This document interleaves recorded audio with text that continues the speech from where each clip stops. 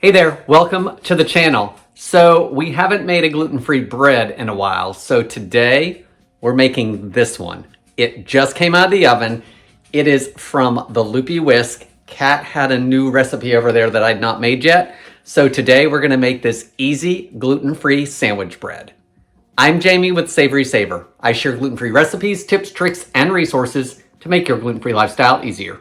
So please consider hitting subscribe and stick around to the end so we can see how this came out. Let's go over a few recipe tips before we get started.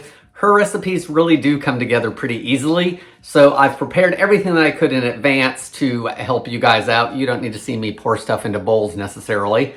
So the recipe tips that I have so far. First of all, her recipe is 3 pages when I print it, and do not let that scare you. She gives really good instructions.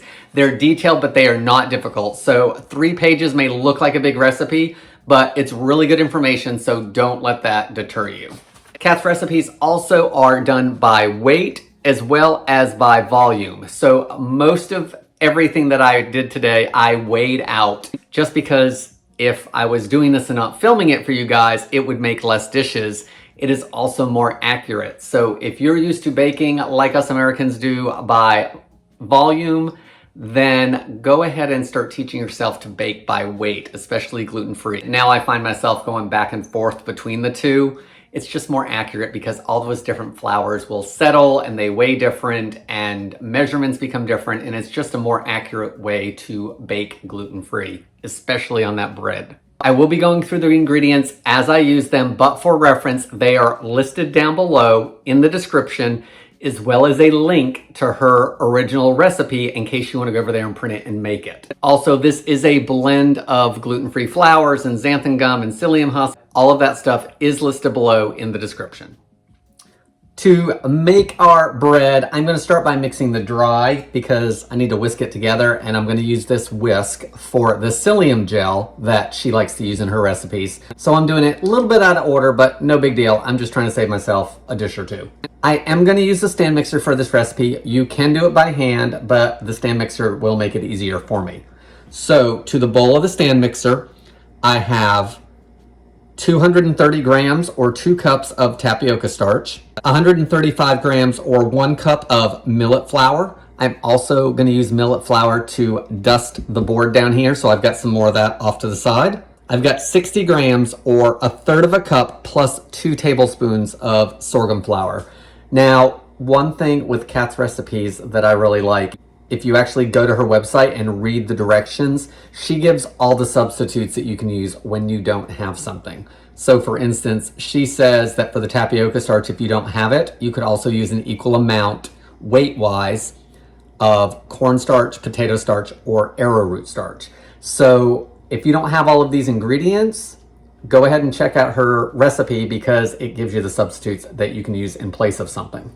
For the rest of the dry ingredients, I'm going to add 50 grams or 1/4 of a cup of granulated sugar, 8 grams or 2.5 teaspoons of instant yeast. She does give instructions for dry active yeast in her recipe if you're using that instead of instant. 8 grams or 2 teaspoons of baking powder, 7 grams or 2 3/4 teaspoons of xanthan gum, and 12 grams or 2 teaspoons of salt. Give it a whisk. Let's put this aside for just a second. Now I've got a measuring cup with some lukewarm water in it. It's 1 cup and 2.5 tablespoons or 280 grams. So my water is between 115 and 120 degrees Fahrenheit. To that, I'm going to add 17 grams of psyllium husk powder. And I do not have the tablespoon equivalent for this. She actually uses whole psyllium husk in her recipe, and this is the substitute that she gives if you don't have whole psyllium husk. I'm going to whisk this together and give it about 30 to 45 seconds to form a gel. So while that does that, I'm going to start setting up my stand mixer, and we've got to add some additional liquid ingredients to this before we mix everything together. So I've got a nice thick gel here. And I know it doesn't look super appetizing, but we're not going to worry about that because it gives us good results.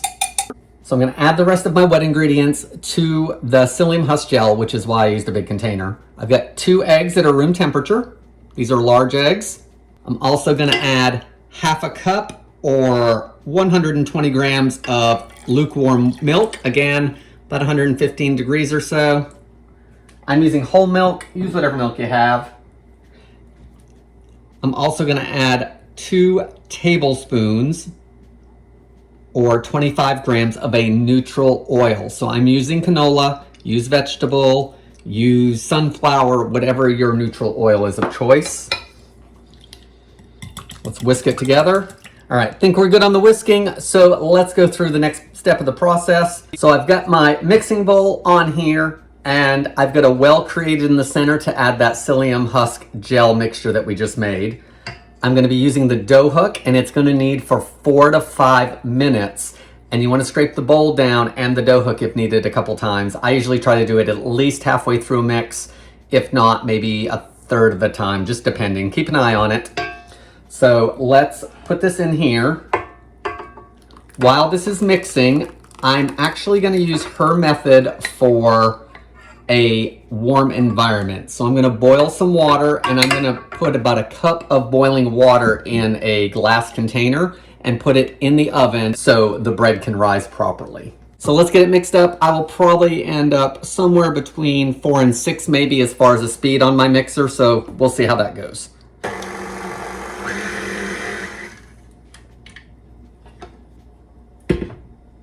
So it's been 5 minutes. I did 2 minutes, scrape the bowl, another 2 minutes, scrape the bowl, and then a final minute mix. So I'm gonna clean off the dough hook and get it ready to put on the board. All right, Kat says we are gonna shape this on a heavily floured board. So I'm gonna use millet flour.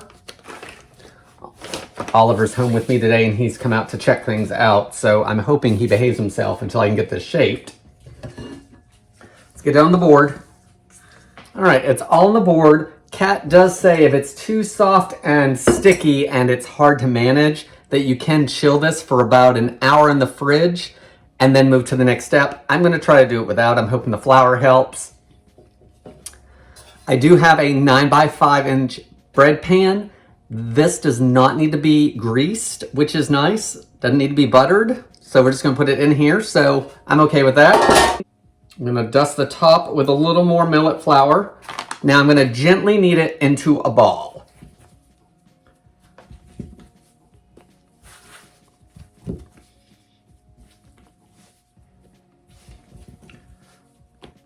So I'm just taking it and kind of folding it over on itself.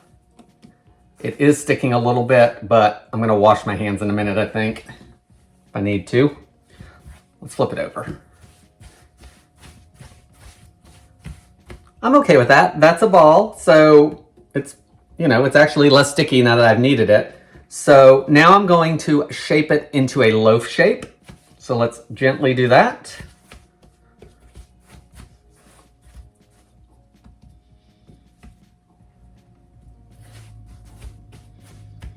I'm gonna wash my hands off real quick because I think I'll have an easier time lifting it up into there. We'll see.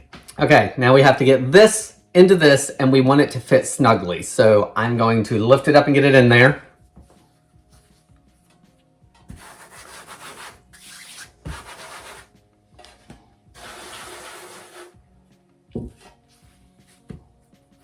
Let me get a dough scraper.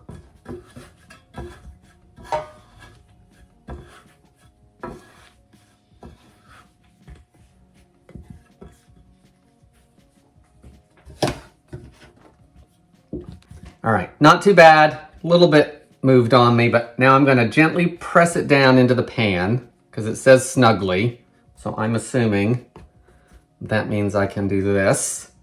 Now we're gonna give it 3 sharp diagonal slices. That helps steam escape as it bakes. So let's do that.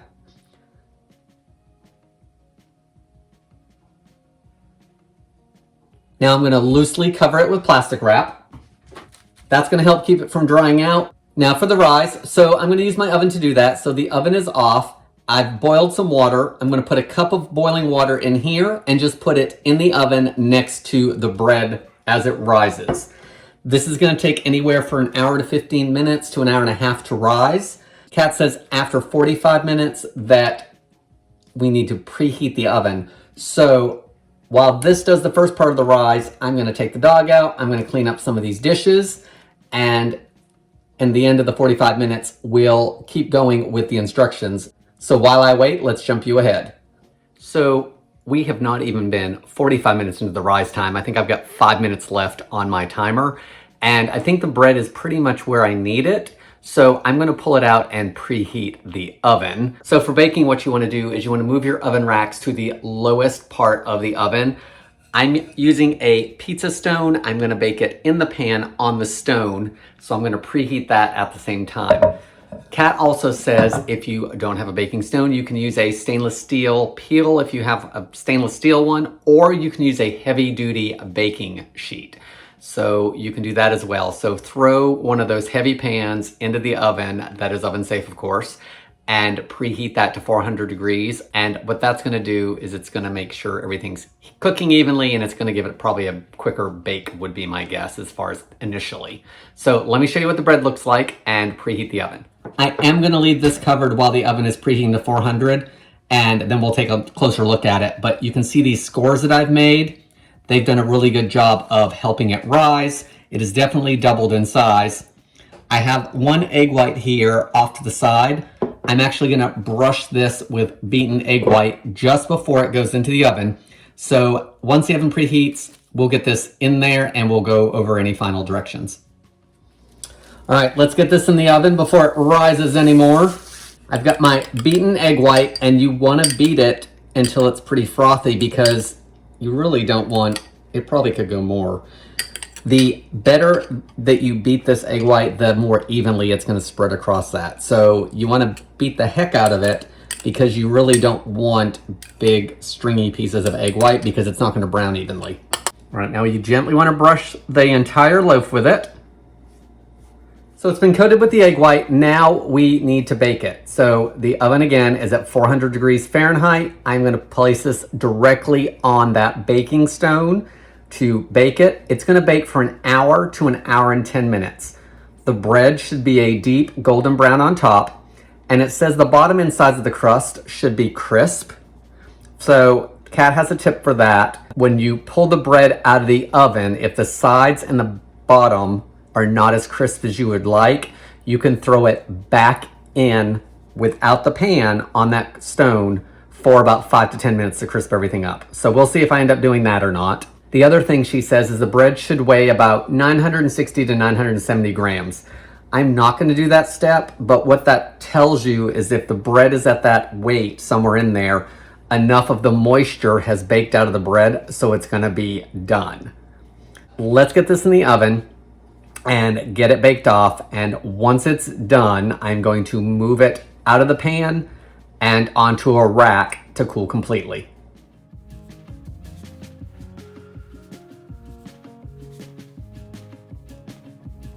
So it's been an hour. This is what it looks like. I did cover it with foil about 35 minutes into the bake time because I thought it was pretty dark.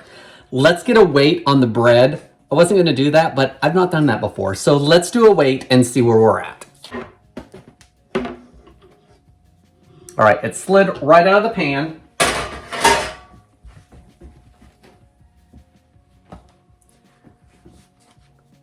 We are at 942 grams. I'm gonna assume that we are done. It's pretty crisp on the side, but I think I'm gonna do it another 4 or 5 minutes just for the heck of it and see what it does. Then I'm gonna let it cool completely and we'll slice into it and give it a try. Okay, bread is cooked, cooled, time to look at it and taste it. So here's what it looks like. Look at that. Nice deep cuts that helped it rise properly as well as bake properly. Crusty outside, the inside, look at the crumb. It looks really good. I honestly don't even know if I see anything that doesn't look baked on the bottom because you guys know how that starch level at the bottom is sometimes. Really good. There is a sliced piece. It's got flecks. I can squish it. I really like the look of it. The smell of it smells like regular bread. Very nice. Here's my cutting skills. Not always good at doing that. That's fine. Not worried about it. Okay, this is my piece. half without butter, half with butter, and it is the heel because Tara's not going to eat that, so might as well do it myself. That is a good loaf of gluten-free bread. Nice chew, nice crust. It's not dry. Nice and soft in texture. That's some good gluten-free bread. Okay, let's go over some recipe tips, if there are any this time. I think I went through them as I did it. So let's start with the ingredients. All individual flours. I know that's not something that everyone wants because then you have multiple bags or containers or whatever all over your house like I do. I think we probably have 10 or 15 gluten-free flours between the blends and the singles, but that's how it goes here anyway. So individual flours, Loopy Whisk. Kat does a great job giving substitutions. So if you don't have one flour or starch, there's probably another flour or starch that you can use in her recipes. Love that. Her recipes are easy to follow. I like that she is very detailed in them, but they are not difficult. So do not be afraid when there's 3 pages of print. Not with her recipes anyway. I have not found anything wrong with having a 3-page recipe from Kat. Very good instructions. Shaping the bread, fairly easy. I didn't really have a whole lot of issues with it. It is a soft, sticky dough, but floured hands definitely helped with that. Once it was in the pan, all we had to do is rise and go with it. That's the beauty of an instant yeast. So I really like that I didn't have to do much else with it. Bake time. It did bake for an hour after the rise, and I did let it go for about 4 minutes out of the pan on the actual baking stone. I don't know if I can tell much of a difference with that, so maybe I should have gone longer, but the outside was still done at that point. So that was a choice on my part to do that. I baked by weight this time. It was under the weight that she suggested, so I don't know if that's right or wrong, but it doesn't taste bad, so I'm okay with that. Let's go over storage. Kat says that if this bread is in a sealed container and wrapped up well, she says in a cool, dry place, it'll last for 3 or 4 days at room temperature. That's amazing in itself because, as you know, gluten-free breads tend to dry out really quickly. So I like that about her recipe.